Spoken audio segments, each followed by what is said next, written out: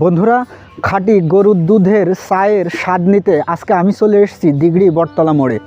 এখানে বেশ কয়েকটি দোকানে সকাল থেকে মধ্যরাত পর্যন্ত এই চার আড্ডা চলে। এখানকার প্রতিটি দোকানদারই দাবি করে এই চায়ের উদ্ভাবক তারা নিজে, কিন্তু প্রকৃতপক্ষে এই স্পেশাল চায়ের স্বাদ নিতে হলে আপনাদেরকে আসতে হবে দিগড়ি বটতলা মোড়ের বটগাছের নিচে সুমন ভাইয়ের চায়ের দোকানে।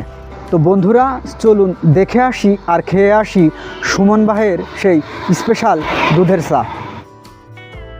এই বটগাছটার নিচে সকাল থেকে রাত পর্যন্ত লোকজনের ভিড় লেগেই থাকে। কেউ অফিসে যাওয়ার আগে, কেউ কলেজ থেকে ফেরার পথে, আর কেউ শুধু এক কাপ ভালো চায়ের আশায়।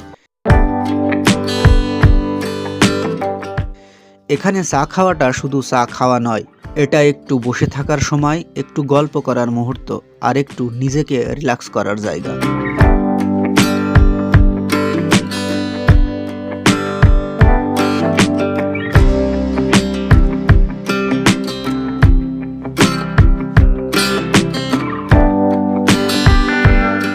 এই চায়ের সবচেয়ে বড় বৈশিষ্ট্য কি জানেন?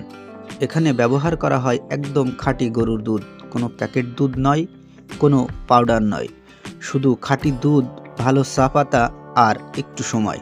দেখুন, দুধটা যতক্ষণ না ঠিকভাবে ফুটে ওঠে ততক্ষণ চা দেওয়া হয় না। এই অপেক্ষা, এই ধৈর্য, এইটাই এই চায়ের আসল রহস্য।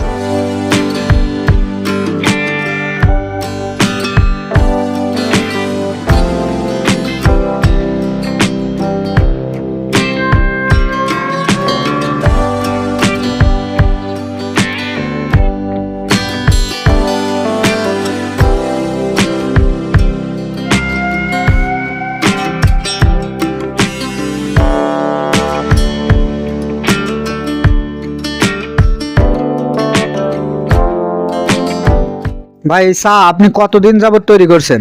আমি বেশি দিন নাই, আমি এখানে আছি 3 বছর ধরে। 3 বছর ধরে? এর আগে আমাদের বড় ভাই থাকতো। সর্বপ্রথম এই চা কে তৈরি করেছে? ওই যে আমাদের হালিম ভাই। হালিম ভাই, তিনি এখন থাকেন না? না, উনি এখন বাইরে আছে। বাইরে আছেন? তারপর থেকে আপনি? আমি আছি। এই চা এত জনপ্রিয় হলো কি করে?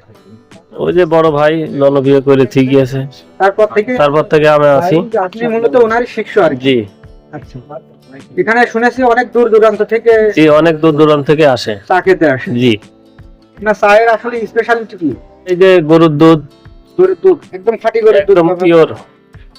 চা তৈরির ভিতরে কোনো ফর্মুলা বা না না, এগুলা কিছুই নেই। দেখতেই পাচ্ছেন বন্ধুরা, এটা শুধু ব্যবসা না, এটা একটা ভালোবাসার কাজ। এই জন্যই হয়তো এত মানুষ প্রতিদিন এখানে আসে।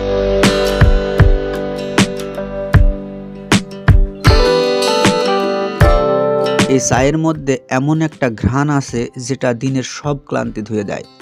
একবার খেলেই সত্যি কথা আবার খেতে মন চায়।